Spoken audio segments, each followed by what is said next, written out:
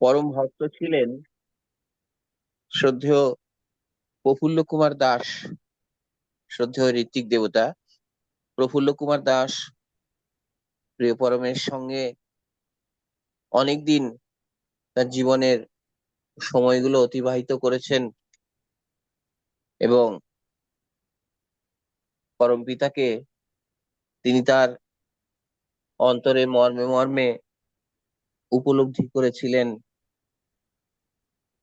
আর তিনি ঠাকুরের শ্রীমুখ নিঃসৃত বাণীগুলিও লিপিবদ্ধ করতেন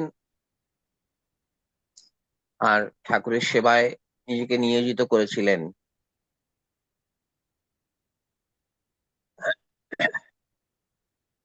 শ্রদ্ধেয় প্রফুল্ল কুমার দাস দাদা ভাইয়ের স্মৃতিতীর্থ গ্রন্থের একটি ঘটনার কথা সবাইকার সঙ্গে শেয়ার করছি। কঠোর আত্মশাসন। একবার বৈশাখ মাসের দুপুর বেলায় দেওঘরে লু বইছে। শ্রী শ্রী ঠাকুর গোল তাঁবু থেকে বেরিয়ে পায়খানায় যাচ্ছেন। খানিকটা আসার পর তার খেয়াল হলো যে চাদরটা সঙ্গে আনেননি। তিনি তৎক্ষণাৎ সেটা আনতে গেলেন। আমাদের কিছুতেই সেটা আনতে দিলেন না। শ্রদ্ধেয় প্রফুল্লদা বলছেন, আমাদের কিছুতেই সেটা আনতে দিলেন না। অর্থাৎ ঠাকুর ওই পায়খানায় যাওয়ার সময় চাদরটা নিতে ভুলে গেছিলেন। সেই নিজের ভুলটা নিজেই সংশোধন করবেন। বললেন, নিজের ভুল যদি নিজে না শোধরাই অভ্যাস খারাপ হয়ে যাবে। 1952 সালে দুমকায় একদিন রাত্রে তার হাত থেকে একটি লবঙ্গ পড়ে যায়। তখনই তিনি উঠে কাপড় চোপড় ঝেড়ে ঝুড়ে বিছানার এক কোণের থেকে লবঙ্গটা খুঁজে বের করেন।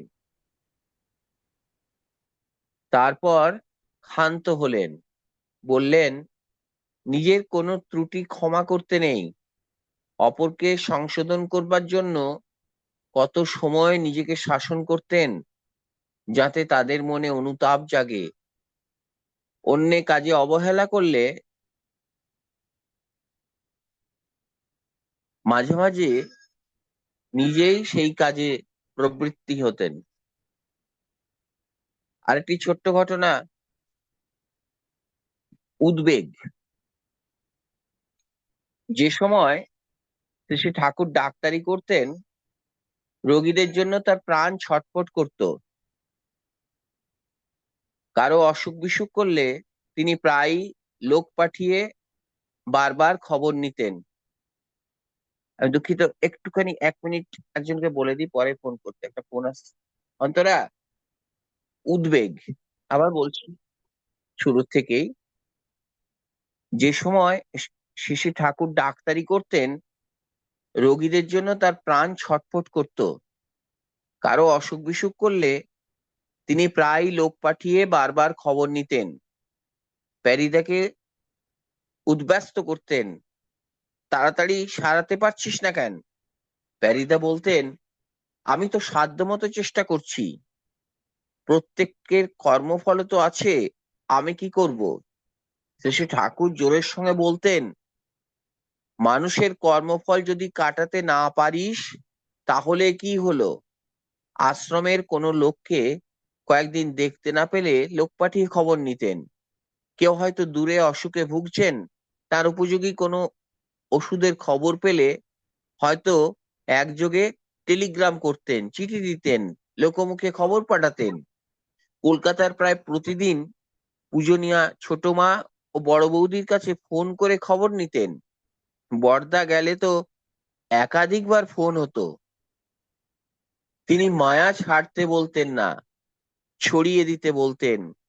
বড়দা, ছোটদা, কাজলদা প্রভৃতি কলকাতায় গেলে কতবার জিজ্ঞাসা করতেন, এখন কত দূর গেল, আসবার দিন আবার ওইভাবে জিজ্ঞাসা করতেন, এখন কত দূর আসলো পাগলুদা?